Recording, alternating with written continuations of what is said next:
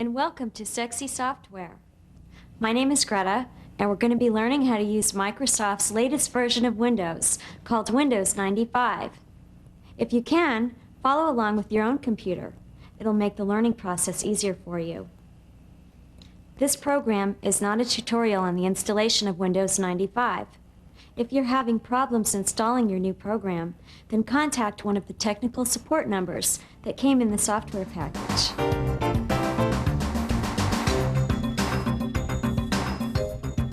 Before we get started, there are some things that you should make sure you have in order to run Windows 95 successfully.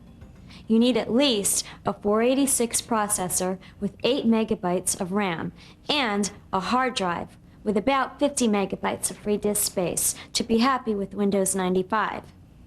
If you don't have these minimum requirements, you may have trouble installing and running Windows 95. Contact your local computer dealer to help you upgrade your computer.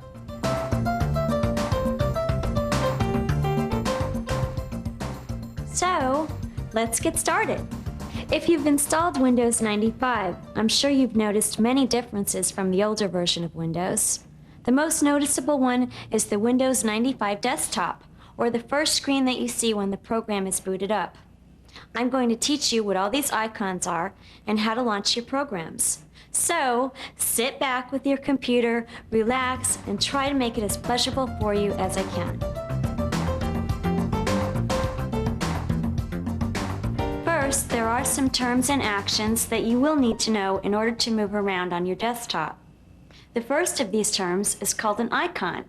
An icon is a picture that represents either objects like printers, documents, applications, folders, devices, or even other computers. In addition, a text label further describes the icon for you. Aren't they cute?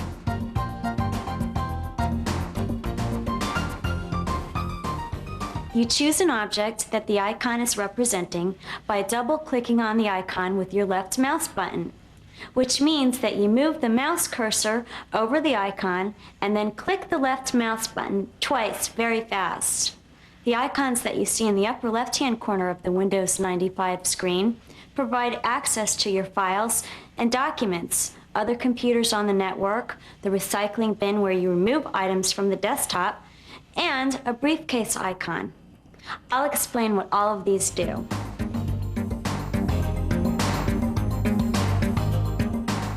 First, the My Computer icon on the desktop lets you see information about the computer you're working on. When you double-click your left mouse button on the icon, the My Computer screen pops up. Isn't that easy? There are icons to open the control panel, access the printers, and connect to other computers if you're on a network. This is where you'll be making shortcuts to your most used programs later. The next icon on the desktop, the Network Neighborhood icon, which will allow you to see other computers and shared printers in your network, if they're connected. If you have other icons on your desktop, like Inbox or Internet Connection, refer to your Windows 95 manual. These applications are fun, but will not be covered on this tape.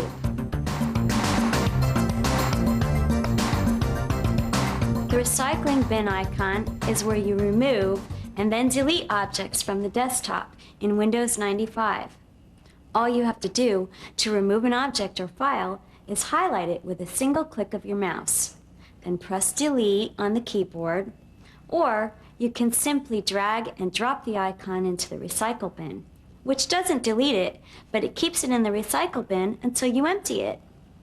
To drag and drop, you just have to click once with the mouse, hold the button down on the file, and then drag the mouse cursor and position it over the recycle bin, and release the button. Anyone can do that. You can retrieve an object by dragging it out of the recycle bin and dropping it onto the desktop or into a folder. This feature is new to Windows 95 and can be very helpful if you decide to delete something and then realize later that you still need it. You can retrieve it from the recycle bin and you're back in business. Isn't that cute? And it can keep you out of trouble too. When you double-click on the recycle bin, you will see this window. The files that you see here have been removed, but not yet deleted. In this example, the recycle bin only has one file. You wouldn't want to delete something by mistake, would you? You can also use an empty the recycle bin if you want to, by choosing the empty recycle bin in the file menu. But when you do, the objects in the bin are gone forever, so be careful.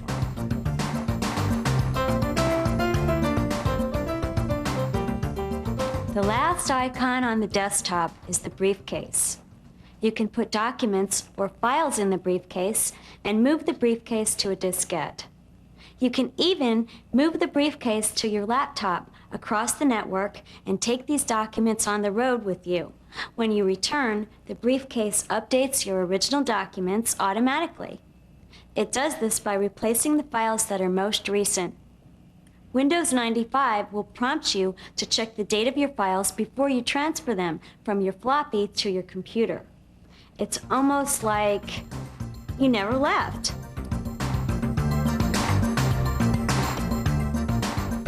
Now, I'm going to teach you a couple of tricks so you don't have to make lots of mouse clicks. Often, you'll be working with more than one program at a time. Because most programs take lots of space on your screen, sometimes you won't be able to see all the program's windows at the same time. So, to switch to a different window or program, you can use your keyboard. To demonstrate this neat little trick, let's open some windows. Click on the Start button with your left mouse button. Then go to Settings. Then Control Panel. Notice you don't have to click on Settings, but you will have to select Control Panel. After the Control Panel opens, click on Start Again, then Settings, then click on Printers. Now you have two windows open. Now while holding down the Alt button, press Tab. A window will open up with a set of icons and a window title box. The title box tells you the next window you can go to. To keep scrolling through the windows, simply keep pressing the Tab key. Remember, to keep scrolling, you have to hold down the Alt button. Isn't that a sexy little trick? You can try it later.